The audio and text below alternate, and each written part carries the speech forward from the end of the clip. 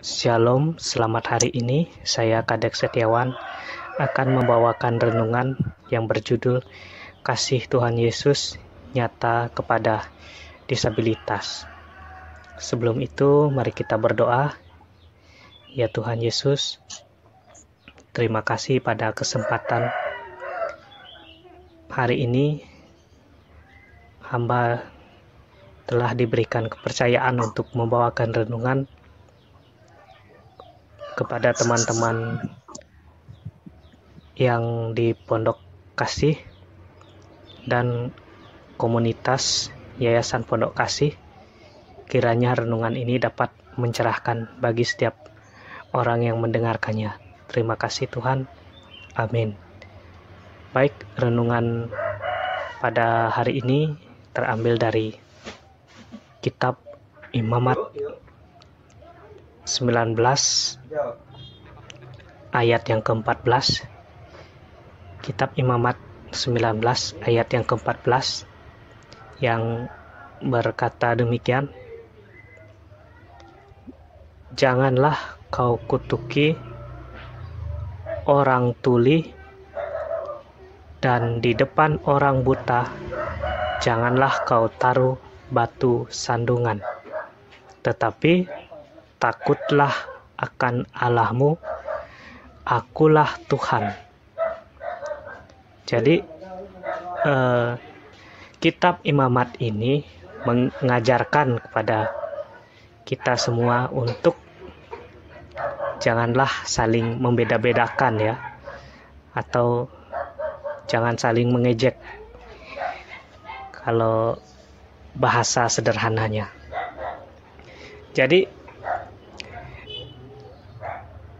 Tuhan Yesus tahu bahwa tidak mudah untuk menjalankan hidup sebagai disabilitas. Banyak tantangan, banyak cobaan dan rintangan yang harus kita hadapi. Maka itulah bersyukurnya kita mempunyai Allah yang seperti Yesus, karena Dia sangat adil dan membuktikan juga kepada orang-orang yang masih melihat, masih sempurna dalam fisiknya, untuk tidak menjatuhkan penyandang disabilitas. Jadi dari ajaran Tuhan pun yang sudah mengajarkan bahwa disabilitas itu sama derajatnya seperti orang yang non-disabilitas. Hanya saja Tuhan itu maha sempurna. Karena itulah Dia menciptakan dan melengkapi apa yang ada di dunia ini, gelap maupun siang, yang miskin mau yang kaya, dan yang buta maupun yang melihat. Bahkan di zamannya Tuhan Yesus pun tidak menghilangkan hukum Taurat ini, melainkan Tuhan Yesus menggenapinya. Nanti teman-teman bisa baca sejarahnya dari Lukas 18.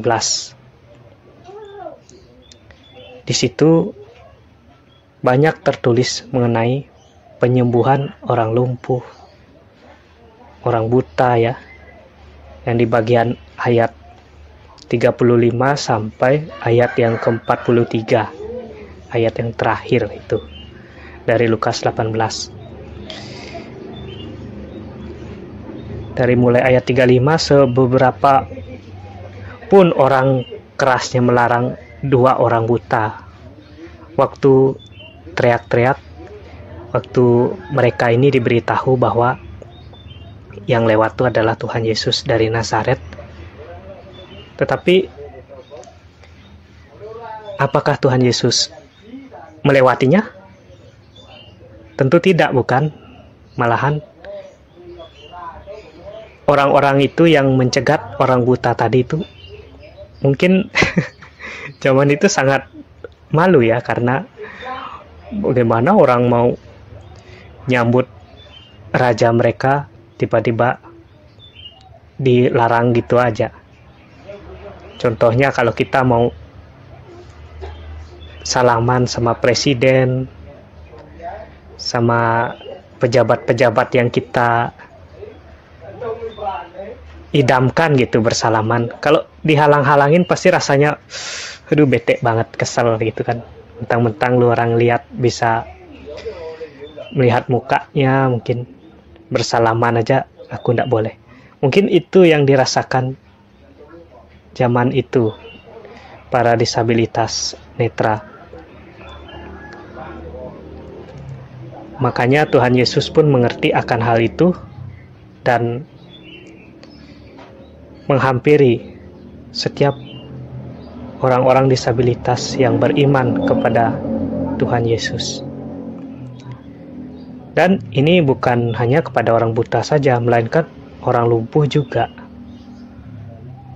Waktu di kolam Bethsaida, ketika ada satu orang lumpuh yang tidak bisa membasuh diri di kolam itu karena tidak ada yang mengantar, tetapi bukan orang-orang yang telah masuk ke kolam itu yang disambut Tuhan Yesus, melainkan orang-orang yang tertinggal tersebut. Karena itulah mengapa gereja-gereja itu sangat perlu dan penting untuk menaungi disabilitas tentunya. Karena ada beberapa mungkin gereja di Indonesia ini yang belum akses kepada teman-teman kita yang disabilitas, baik netra maupun daksa ya.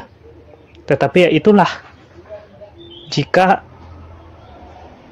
mereka peka terhadap apa yang difirmankan dari kitab Perjanjian Lama sampai Perjanjian Baru, Tuhan sendiri pun tidak meninggalkan disabilitas, dan Tuhan sendiri pun tidak membeda-bedakan disabilitas terhadap orang non-disabilitas. Tetap sama. Malahan Tuhan memakai Paulus yang sejarahnya setelah dia kena sinar yang menyilaukan itu, penglihatannya jadi berkurang. Istilahnya low vision ya. Jadi low vision. Dan bagaimana tidak, ini yang kita kenang sekarang, kitabnya Paulus tersebut, bahwa inilah cirinya Tuhan membuktikan bahwa kita tuh tetap sama dan tidak ada perbedaan di antara kita, kecuali kita sendiri yang berbeda. Kesimpulannya, renungan pada hari ini adalah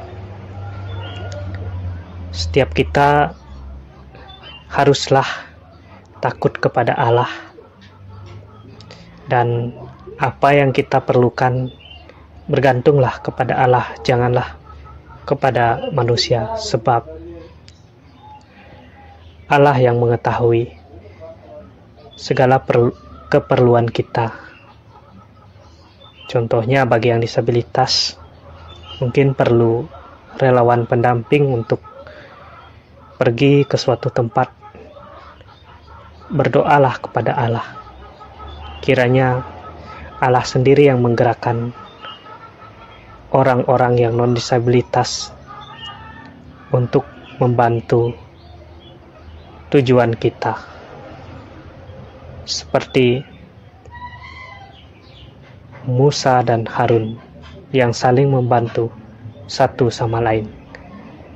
Demikianlah kita harus meminta sepenuhnya kepada Allah kita. Karena Allah kita tidak pernah membedakan mau disabilitas, mau kita non-disabilitas. Terima kasih. Demikianlah renungan saya pada hari ini.